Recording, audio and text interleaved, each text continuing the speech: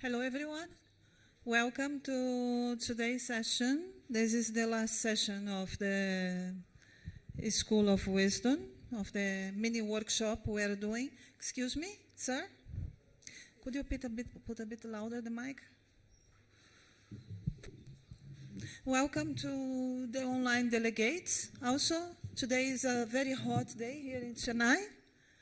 And we had some wonderful presentations and lectures today morning. Before opening our session, I would like to say that we will be opening also for at least two delegates who are on Zoom to ask questions. So when our brother Pradeep ends his presentations, we will open for questions not only to the delegates in the stage, but also to the ones on Zoom. Now I want to introduce you someone very special.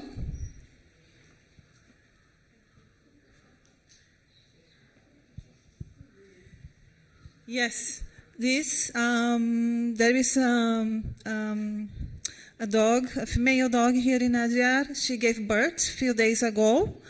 And this puppy yesterday, during the lecture of Dr. Radha Raghunathan, was crying. So I brought her. It's her or him? Let's see. Oh, it's her. I brought her to stage. And then I was asked, well, once she was on stage, we have to baptize her. And then we are baptizing her, and we will name her Hope. Hope. Because hope represents so many things for all of us. Hope for a better world, hope for better days, hope for a peaceful world free of suffering and pain. So let's that be also a symbol of hope to all of us. Of course, she has two more brothers. I think one brother and one sister over there, just to my right. And they are also equally lovely. That's what I would like to say, and then to introduce you to Hope. Huh? Okay. Now, Dr. Radha Raghunathan will, before we open the session, we'll sing a hymn to Shiva, to Lord Shiva, which will also translate to us. So please, Dr. Raghunathan. Oh, is it the mic okay for you? Yes, fine. What about your universal? This we cannot change the position of this one. Yeah. Universal prayer you will do? We after. Okay. Om Ajam Shashvatam Karanam Karananam Shivam Kevalam Bhasakam Bhasakanam Turiyam Tamaf Paramadyantahinam Prabadhye Param Pavanam Dvaitahinam Namaste Namaste Vibho Vishwamurte Namaste Namaste Chidanandamurte Namaste Namaste Tapo Yoga Gamya Namaste Namaste Shruti Jnana Gamya Namaste Namaste Shruti Jnana Gamya. I'll translate these two verses for you. I take refuge under Shiva, who has no birth, is ever existent, the cause of all causes, who is absolute, who illumines all that illuminates, is that fourth, that is Turiya, who is beyond ignorance, who is without a beginning or end, the supreme, pure, one without a second. My repeated obeisances to you, who is present everywhere and has the entire universe as your body. My obeisance to you, whose nature is consciousness and bliss. My obeisance to you, who can be attained through austerities and yoga. My obeisance to you, who can be known through the knowledge of the Upanishads. Om. Thank you. I would like to say thank you very much, Sister Radha. It was really a wonderful and very inspiring mantra. I would like to say that today at 5 p.m. we will have the lecture with Dr. Ravi Ravindra, focusing on one without a second. So I hope to see all of you here also. Also, please remember to close your mobile phones. We have our sheriff here, our brother Shikar, who will be taking care of it. So please, we give you 1 minute for you to close your mobile phones, to put it on silent mode.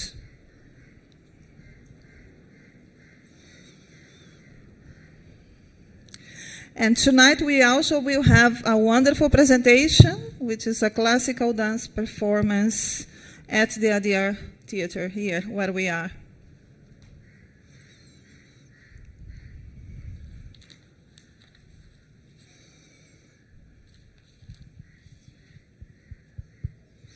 So please rise for the universal prayer.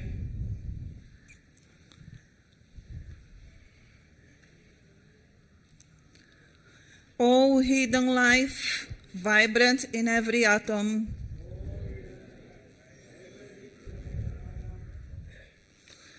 O hidden light, shining in every creature,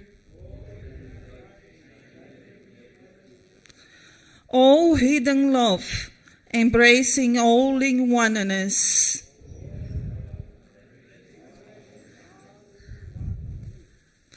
may each who feel oneself with thee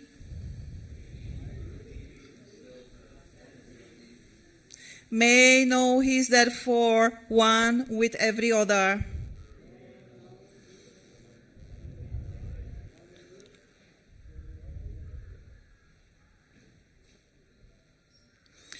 Thank you.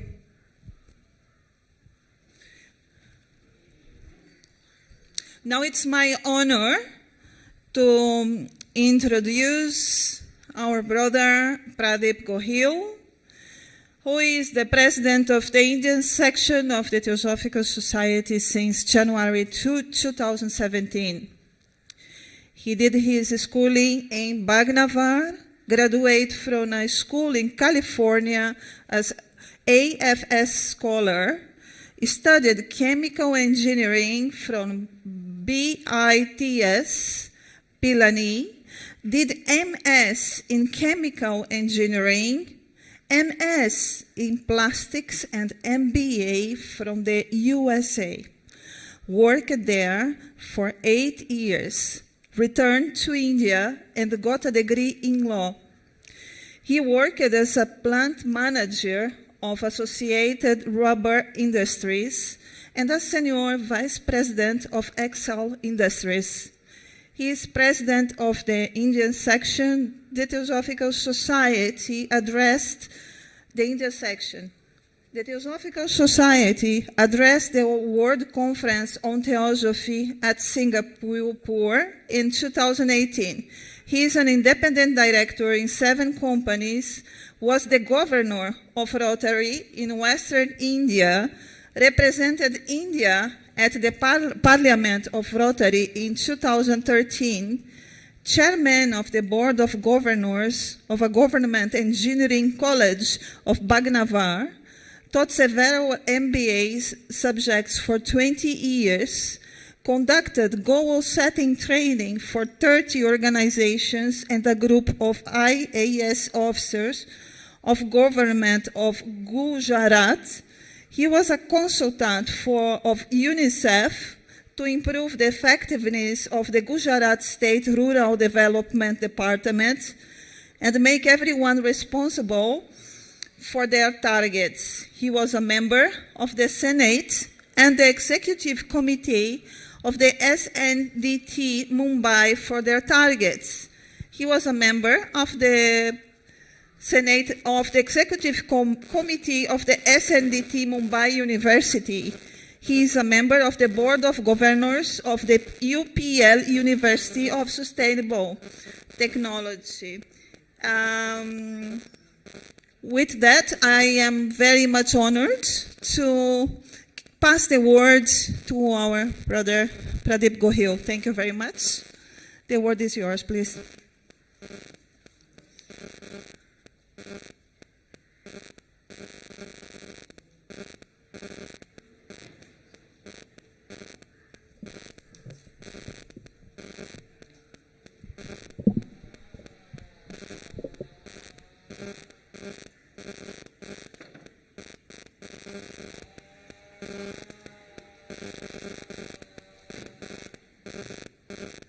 moderator of this session, Sister Erica Georgiadis, brothers and sisters. First of all, I bring greetings and good wishes from the Indian section to all the delegates of the 147th International Convention that is being held here at Adyar. I would like to thank the moderator and the director of School of Wisdom, Sister Erica Georgiadis, for giving me the opportunity to speak on a subject in the School of Wisdom. During this talk, I'll try to focus on practical ways to broaden and deepen our sense of self beyond the narrow ego to an identification with all living beings, reflecting on our convention theme of our responsibility in the interconnected world.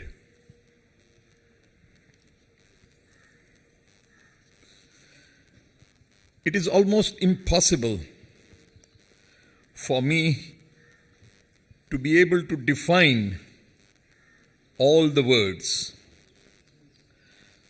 that are there in my subject.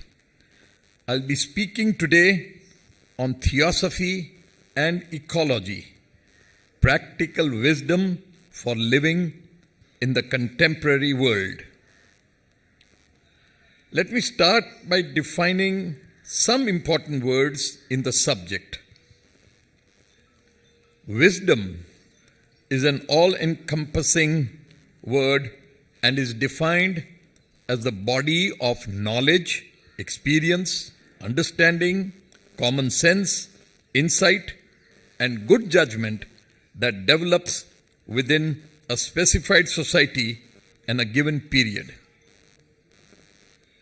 The religious definition of wisdom is the capacity of the mind that allows us to understand life from the spiritual perspective. The contemporary world is what is belonging to or occurring in the present day world. The definitions of Theosophy and Ecology will take some time to explain. The word Theosophy has come from Greek words Theo, meaning divine being or God, and Sophia, meaning wisdom. Hence, Theosophy is divine wisdom or wisdom concerning God or things divine.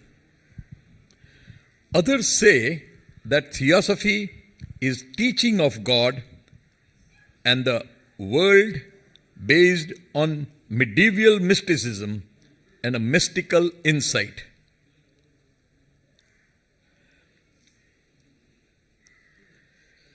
It is the teachings of a modern movement which is following Buddhism, Brahmanic theories, especially of pantheist evolution and reincarnation.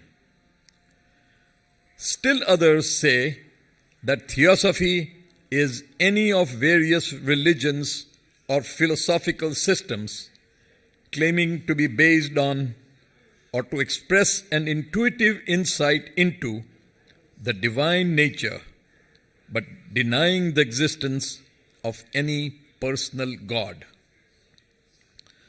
Madam H.P. Blavatsky says that Theosophy is divine knowledge or science.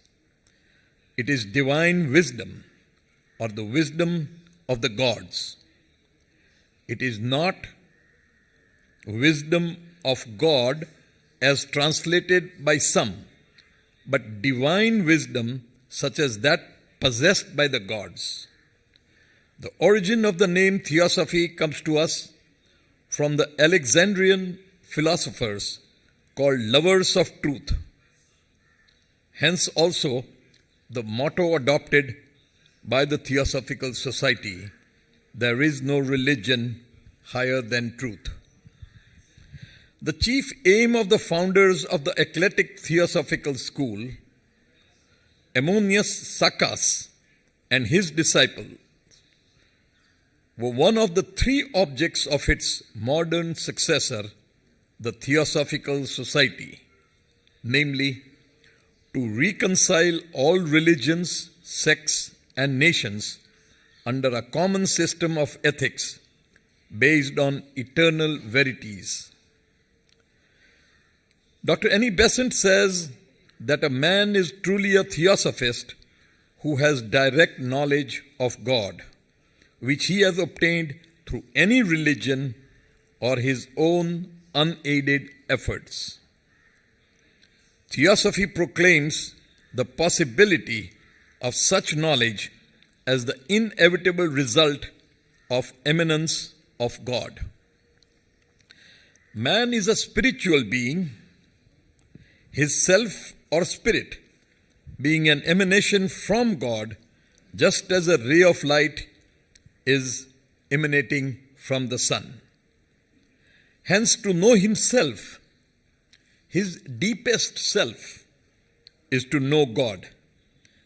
He can sink in consciousness into the depths of his own being, beyond the body, the passions, the motions, the mind, the reason.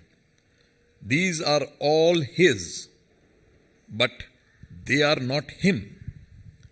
He can possess beyond them all and realize himself as separate from them.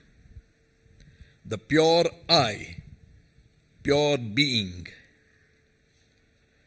Out of his experience, repeated for everyone who becomes a knower of God or theosophist, are built the two fundamental truths of theosophy. First, to dwell in the experience beyond the normal or physical level of God. And two, the solidarity or brotherhood of all living beings. The realization of the first truth, man's identity of nature with God as a fact in consciousness, and the subsequent realization of the second truth, his identity of nature, will all around him by a blending of his self with their self, a conscious dwelling in their forms as his own. These sum up theosophy in its fullest and deepest sense. The man who has thus reached self-realization in God and in all beings is a theosophist. Those who deliberately aim at such realization are also generally called theosophists. The word theosophy has further historically a second meaning. It denotes a body of truths or facts concerning God, man, and the universe. And these may conveniently be classified under three heads: religion, philosophy, and science. On these truths is based its system of ethics, rational, inspiring, and compelling. In considering this body of truths, we are not studying a system invented and published in modern days. We have to do with what has aptly been termed the wisdom tradition, handed down in all civilized countries, ancient and modern, by a long succession of prophets, teachers, and writers. The Theosophical Society has three objects related to theosophy. The first is to form a nucleus of the universal brotherhood of humanity without distinction of race, creed, sex, caste, or color. The second is to encourage the study of comparative religion, philosophy, and science. The third is to investigate unexplained laws of nature and the powers latent in man.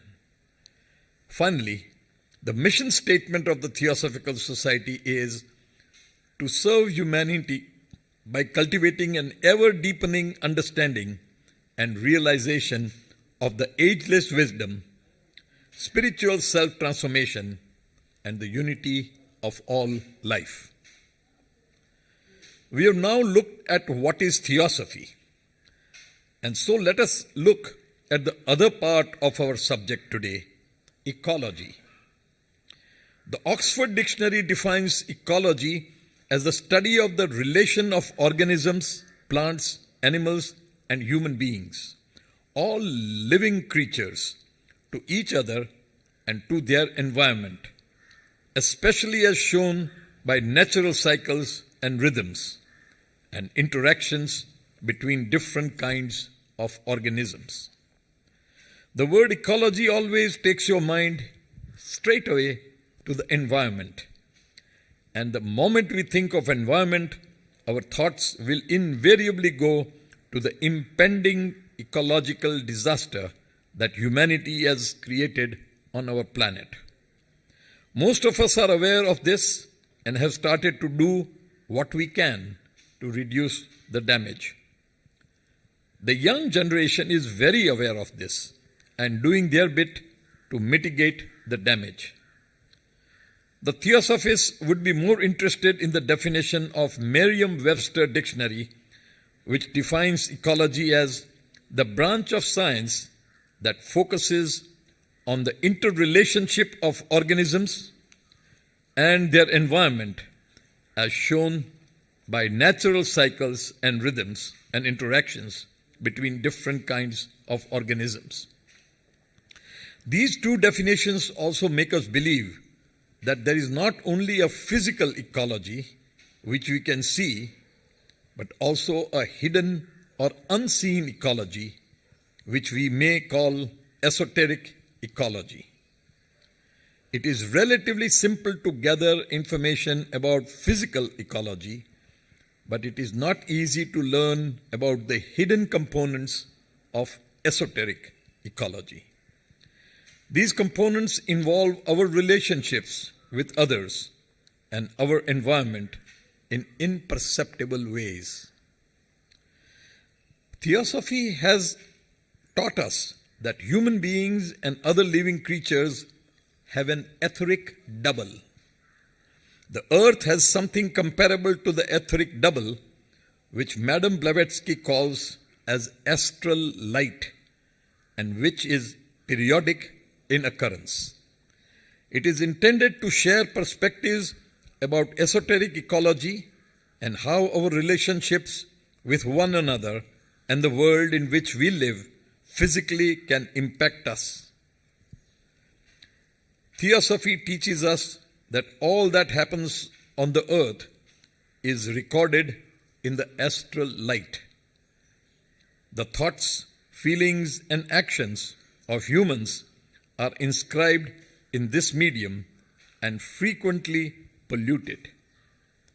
The astral light then reflects what it has received back to the earth and its inhabitants. Writing about the astral light, HPB mentions that it gives out nothing but what it has received, that it is the greatest terrestrial crucible in which the moral and physical vile emanations of the earth upon which the astral light is fed are all converted into their subtlest essence and radiated back intensified, thus becoming moral, psychic, and physical epidemics. Having seen how the theosophical teachings talk about the astral light and its role in both receiving and emitting all of the occurrences on earth, there are some good thoughts about esoteric ecology and the interrelationship between ourselves and this aspect of our earthly environment shared by Elena Dovell Santos at the 145th Online International Convention of the Theosophical Society in December 2020. She said, "With us in the midst of a global pandemic, one might suppose that an accumulation or a great accumulation of human immoral and unfair behavior in the astral light have now returned as global karma." Elena then referred to the many thoughts, feelings, and behaviors that must have been recorded in the astral light, including divisiveness, wars, greed, cruelty to our fellow humans and to animals, the destruction of our environment, and so on. Just as we are responsible for the pollution of our planet, we are also responsible for the pollution of the astral light, which seems to be causing dire consequences. Clearly, what we are seeing is what humanity has fed into the astral light, and it is being radiated back, intensified. Just as we have seen the three objects of the Theosophical Society, we have 4 laws of ecology. The first law states that everything is connected to everything else, exactly what we have as our theme in this convention. The ecosystems are complex and interconnected. Stabilizing relations are built into an ecological cycle. Let us look at the freshwater ecological cycle of algae, fish, organic waste, and nutrients. Suppose that due to unusually warm summer weather, there is a rapid growth of algae. This depletes the supply of inorganic nutrients in the water, so that 2 sectors of the cycle, algae and nutrients, are out of balance. But excess in algae increases the ease with which the fish can feed off them. This reduces the algae population, increases the fish waste production, which increases the level of nutrients when the waste decays. Thus, the level of algae and nutrients tend to return to their original balanced position. An ecosystem can lose species and undergo significant transformations without collapsing due to its self-compensating properties, but if overstressed, can lead to a dramatic collapse. The ecological system is an amplifier, so that a small disturbance in one place may show unprecedented storms, heat, snow, etc. at many places. The second law of ecology states that everything must go somewhere. It restates the first law of thermodynamics that I studied in my engineering, that says energy or matter can neither be created nor destroyed, only altered in form. What is excreted by one organism as waste is taken up by another as food. Animals release carbon dioxide, which is an essential nutrient for green plants. Plants excrete oxygen, which is used by animals. The third law of ecology states that nature knows best. It means that any major man-made change in a natural system is likely to be detrimental to that system. During 5 billion years of evolution, living things developed an array of substances that together constitute the living biosphere. However, the modern chemical industry, which I am probably a part, has created many substances that do not exist in nature.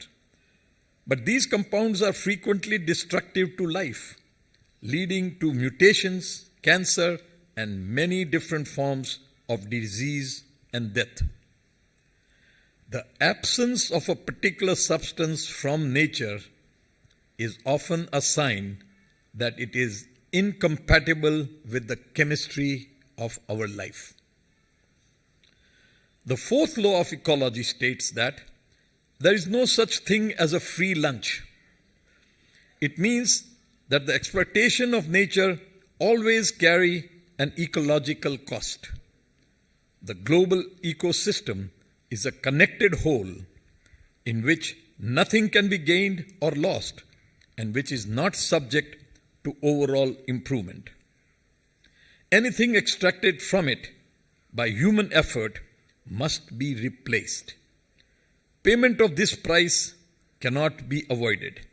It can only be delayed, as we are doing right now. The present environmental crisis is a warning that we have delayed nearly too long.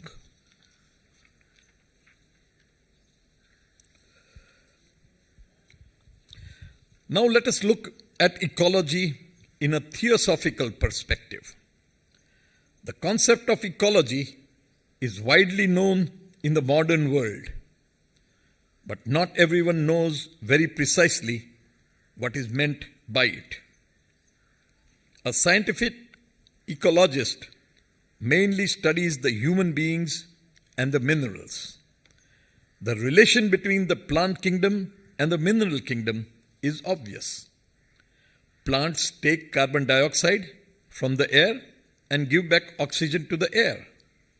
They take minerals, water, the soil, and so on. The relation between plants and animals is also well known. Animals eat plants. But I was surprised to know that some carnivorous plants eat animals. A large leaf, for example, will be open, and when an insect comes and sits on it, it immediately closes, traps the insect, and it becomes food for the plant. As you see, all these relations which modern science studies are material relations, about eating and being eaten, about procreation and destruction. The scientists teach us a lot about classification and nutrient cycles, but nothing about nature as a living experience or about life itself. Besides the scientists, there is a second type of ecologists. They are the one who may not be interested in the first place in all detailed facts of the nature and environment, but are very involved in concern for the environment. They see the destruction of tropical forests, the pollution of air and water, the acid rain, and many other problems. And they want to do something about it.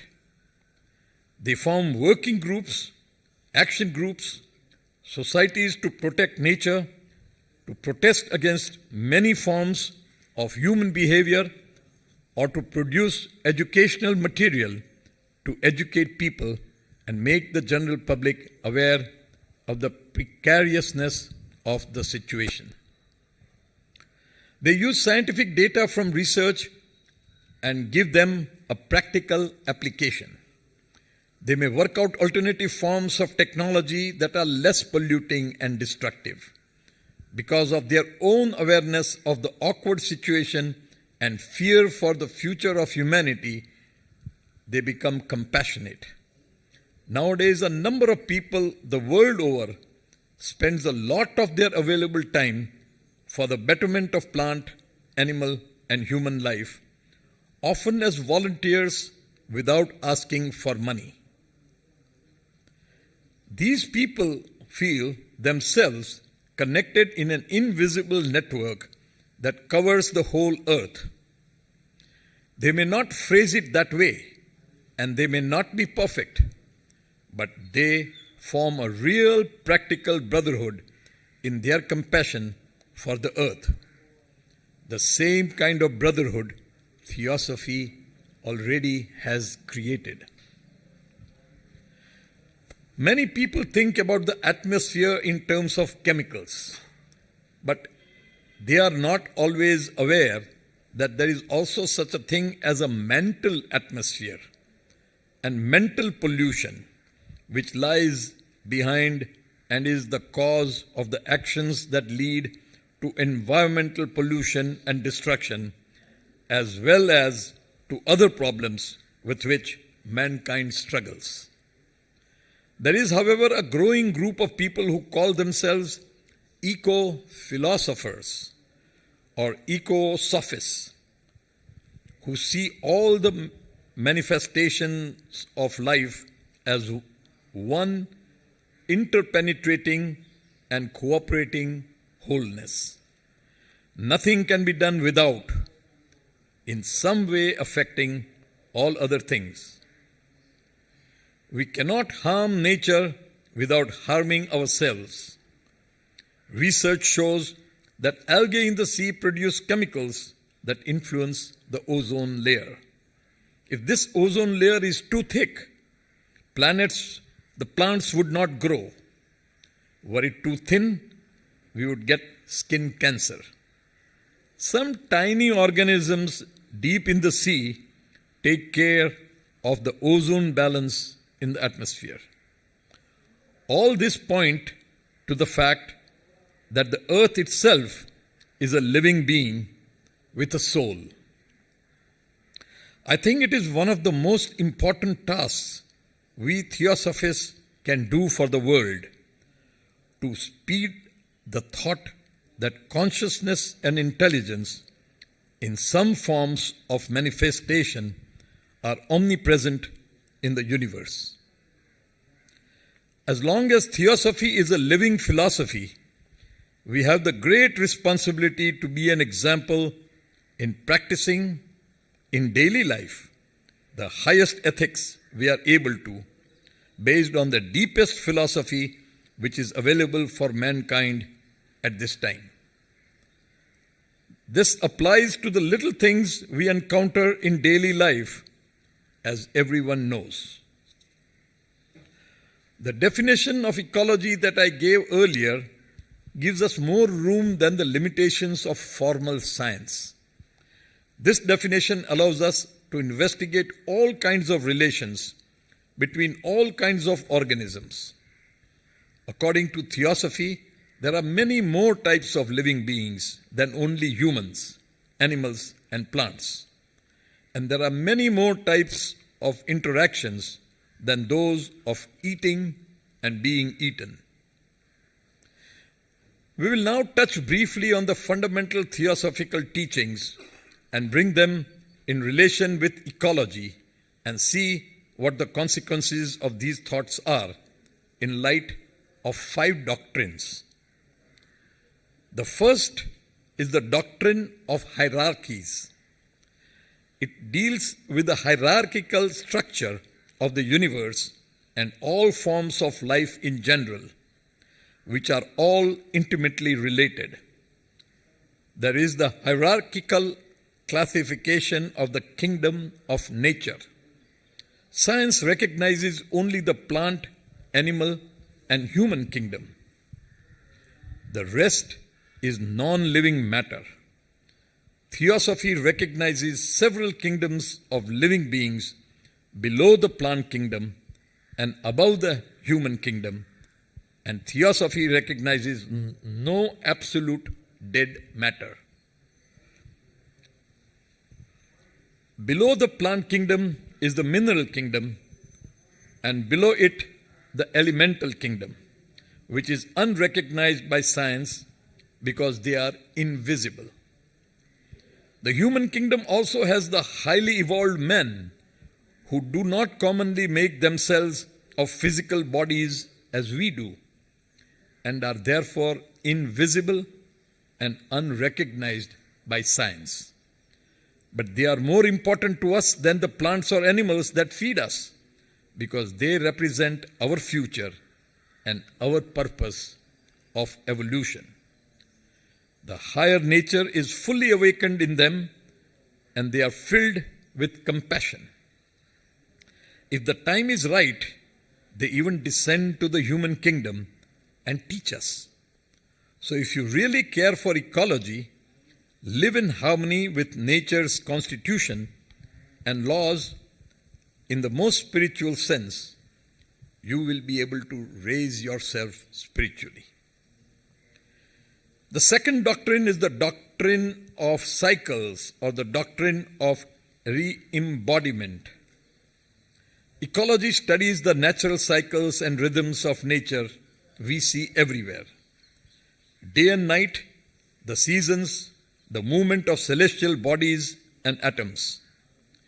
The Hindus, Buddhists, Jains, ancient Greeks, and Egyptians all taught reincarnation or re-embodiment as Theosophy does. Everything in nature go through cycles of involution into matter and then evolution from matter. That brings us to the third doctrine, the theosophical doctrine of evolution. All creatures are interconnected, helping each other in the evolution. Let us compare these thoughts with Darwinism, which says that the force behind evolution is struggle for life and the survival of the fittest. In other words, utter selfishness. The force behind evolution, according to Theosophy, is compassion, utter unselfishness. Sometimes it is hard to separate the doctrine of the cycles from the doctrine of evolution. The fourth doctrine is the doctrine of karma. Karma means action.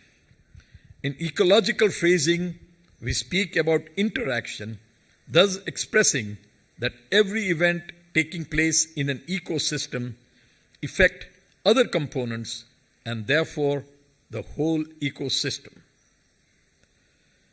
But it is the human mind which, as the part of the spiritual ecosystem, has the widest impact. The fifth and the last doctrine is that the ecosystem has the inbuilt possibility to know itself. Because the mind is inherent in nature, man can be the carrier of mind to study itself, and the individual human being can unify itself with the highest essence of nature, which is compassion. In reality, there is no difference between ecology and theosophy.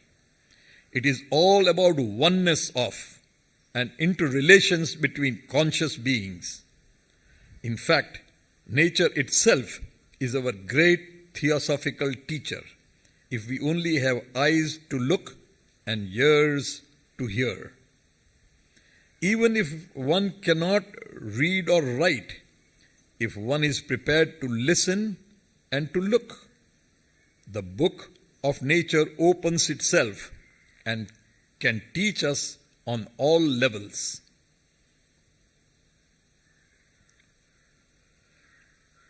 We can learn to cooperate in harmony.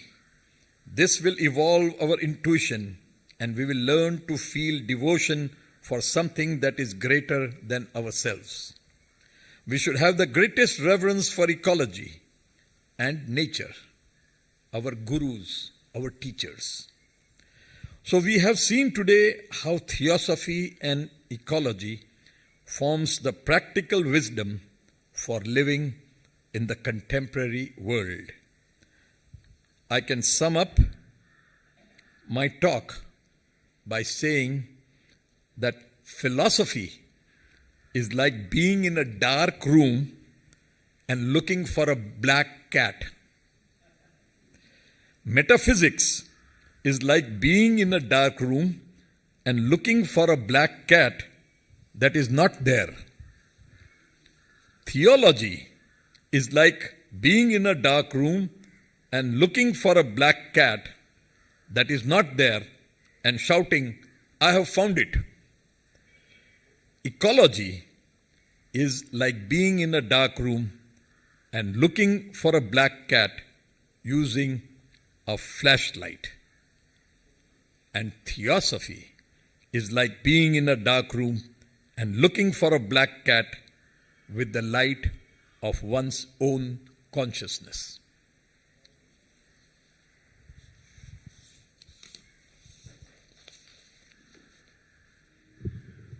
Thank you. Thank you very much, Bro Pradeep. Please, could you have to answer?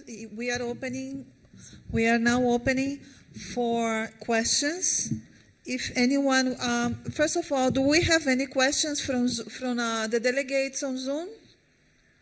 There are so few people, they may not have any questions. You can check later. So we are opening for questions here right now.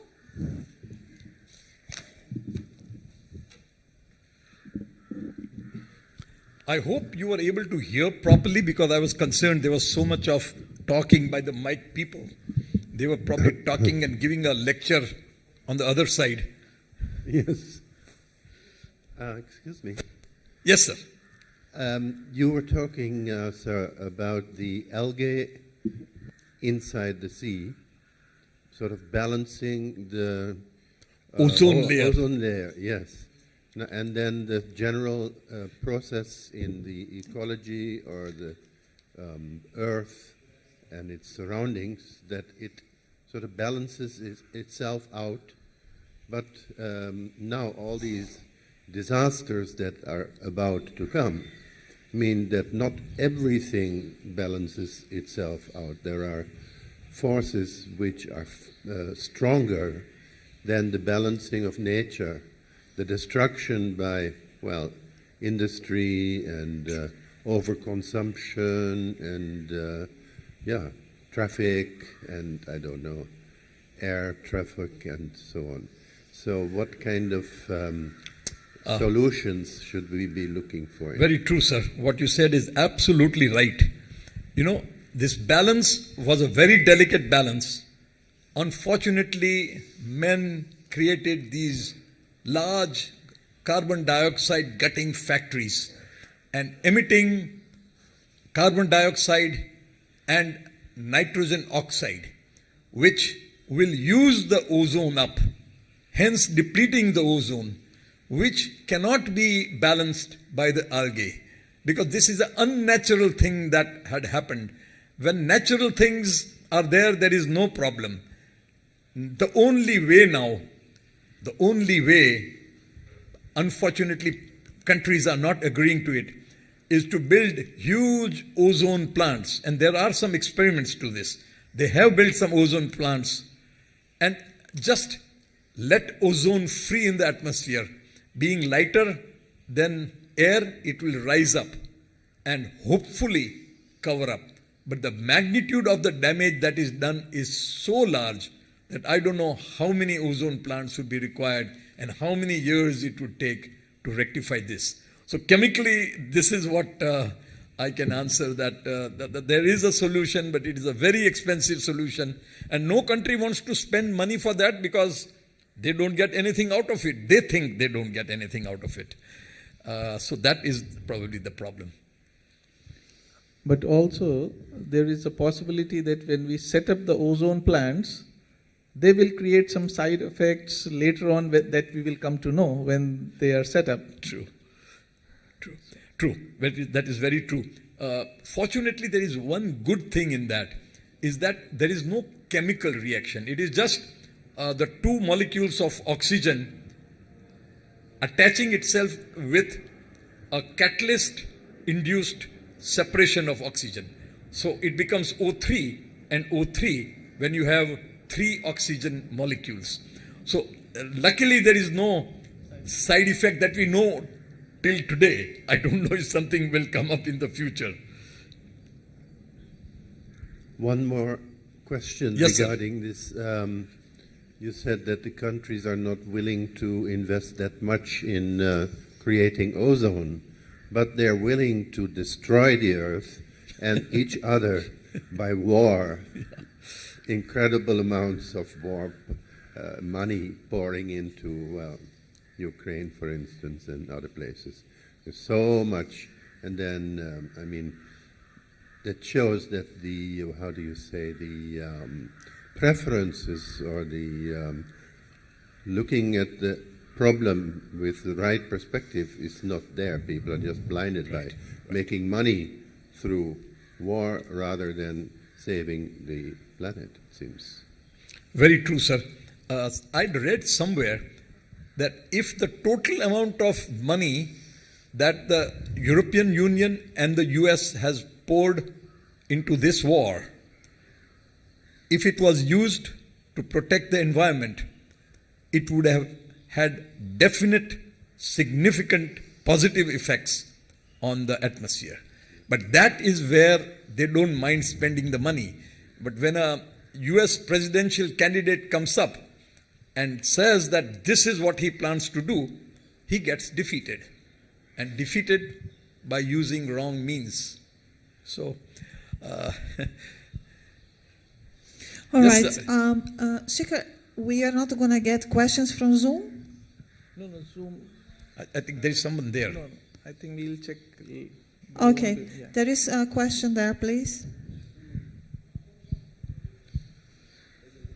Please explain what is esoteric science. No, I didn't get that. Shekhar, can you tell me? The question is, can you please explain what is esoteric science? Very good. The dictionary meaning of esoteric is something that normal people cannot understand. It's something that is very large and very hard to understand. So that is the word of esoteric. And if you will look at the theosophical perspective here, we have the esoteric school of Theosophy, which means that what is taught there is not very easy to understand. But if you understand it, it's great. But it's not easy to understand. That is esoteric. All right. We have time for one more last question. Yes, please. In a very practical sense, how do we raise ecological consciousness? I think it is partly being done. And if you will see, it is the youth today that are ecologically more conscious than our generation. That has been raised by exposing them to the problems created by pollution and by other things that I mentioned. Once they see that, they think that, oh, for their future, this is not good. And hence, that awareness is there in their minds all the time. And I'm very, very proud and happy to see that the youth are playing a good role. But still, I agree with you that it is not as significant as it should be. I wish 90% of the youth in the world would pay attention to the environment, to ecology, and to protect the Mother Earth. And a comment in this, there is a need to tell the youth to take this message that we are nature. We are not looking at nature. I am part of nature. If that gets into my consciousness, that's when I'll act. Perfect. You know, out there and me here. No, I am nature. Very well said. Very well said. I think that is very true. I think that is what Theosophy teaches. But where do they have time to learn Theosophy? In the Indian section here, we are trying our level best to get the youth. And we are doing all kinds of experiments. Right or wrong, I don't know. But I feel only that we have to somehow bring them, tell them what Theosophy is. Whether they want to become a member or not, that's different. But at least tell them what Theosophy is, and I think we have done our job then. And so we are trying our level best for that, and hopefully that will definitely help them become more aware of the fact that you have pointed out. Yes. Thank you very much, Bro Pradeep, Thank for you. such Thank you, a wonderful and inspiring presentation. This is your second lecture during the convention. It was truly a wonderful work. We are about to close our 3 days seminar. Yes? Oh, yes. Of the School of the Wisdom. And I think a very important question was raised: how can we acquire an ecological consciousness? How can we become more conscious of our environment? How can we become instruments for a sustainable world, for a world in which compassion will become a reality in our daily lives? So basically the 3 presentations we had here during these 3 days focused very much on that, and then tried to demonstrate that the ancient wisdom and Theosophy try to point that out for all of us, that to change the world, we also need to change ourselves.